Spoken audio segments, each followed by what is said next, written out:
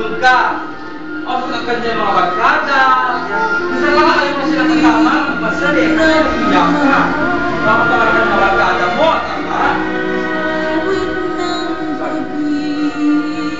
Sa high school, may mga crushes, may mga kaaway, and of course. Ano yung pinapagkita ka ng nanay mo? Bakit mo ako pinapagalitan? Matandaan na ako! Pinapakialaman ka nila lahat ng ginagawa mo! Nainis ka sa kanila, nainis na ako sa iyo, mama! Parang hindi naman magulang ko! Nag-challenge ka!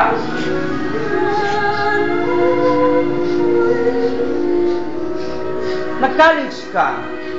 Nag-leadership training ka dito. Ni nanay mo, andun sa nakaupo. Tapos, humingi ka ng baon sa kanya. Ma, nahingi ng baon. Hindi ko 20 pesos. Ma, bakit ito? 20 lang. Ma, bakit ito 20 lang? Nagreklamo ka, 20 lang. Anong pasensya na kasi yung tatay mo, wala pa siya libing na trabaho. Galit na galit ka. Malaman, pwede nakakaya ka dapat ng 20 pesos lang. Sabi talaga nakakainis, pwede talaga sa tatay. Sabi mo si Pretty ka, ayan. Ha? 20 pesos lang. Magiging ako sa mga friends ko. Tapos sa kolehiyo mo, kung training ka, hindi mo namin nakipagsusyalan. Nagsasaya ka. Nagsasaya ka sa training na to. Tapos pauwi ka. Mamaya graduation mo na. Graduation training. Uuwi ka ngayon sa bahay nyo. Uuwi ka sa bahay nyo, malalaman mo yung inis mo sa nanay mo. Malalaman mo naman yung galit mo sa nanay mo, sa tatay mo. Habang papauwi ka, bumibigat yung paglakad mo. Papalapit ka sa bahay nyo. Nakita mo pa yung liwanag. Tapos ang dami-daming tao. Tapos may mga umiiyak na tao sa loob ng bahay nyo. Bakit kaya? Bakit hindi manood sa loob ng bahay natin? Pumunta ka sa bahay nyo, nakita mo yung nanay mo umiiyak. Ha? Dito na ako. Hindi na pinapansin ng nanay mo. Pa! Andito na ako! Hindi ka pinapansin ng tatay mo. Pati mga classmates ko andun, umiiyak. Pati yung kinainigan mo classmate mo, umiiyak. Bakit kaya sila umiiyak?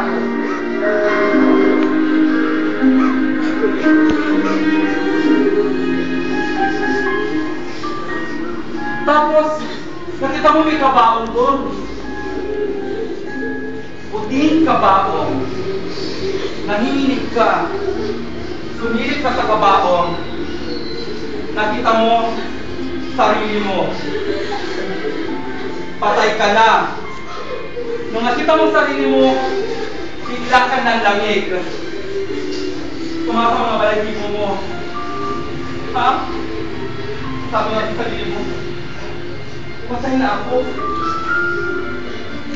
Nakita mo yung nanay mo umiiyak.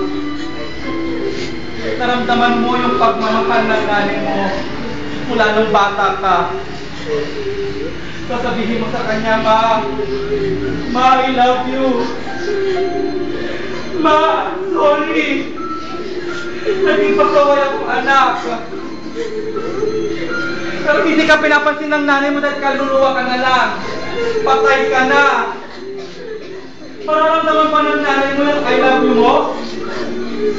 Mararamdaman ba niya? Mararamdaman ba niya yung sorry mo? Wala na. Patay ka na eh. Nag-thank you ka pa sa nila? Hinahanda nila pagkain mo araw-araw. Nagtitirap sila sa inyo para lang makakalis kayo. Tapos, sabi nyo thank you, hindi wala pa. Ang kapal naman ang mukha mo.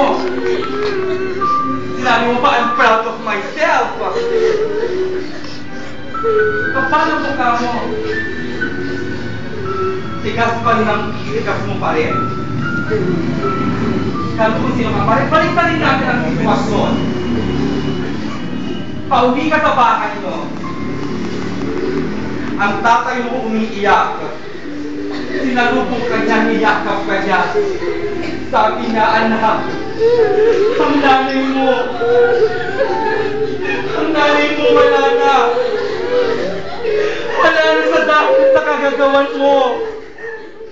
Mahal na mahal ka niya. Alam na nagrereklamo ka dahil sa baon mo, lumabas sa umutang. Pabigyan ka ng baon mo. Kamamadali niya hindi na napansin na habit sa ng truck. Walang nasa. Yayakapin mo, mama mo pa. I'm sorry. Sorry. I'm sorry. Sorry.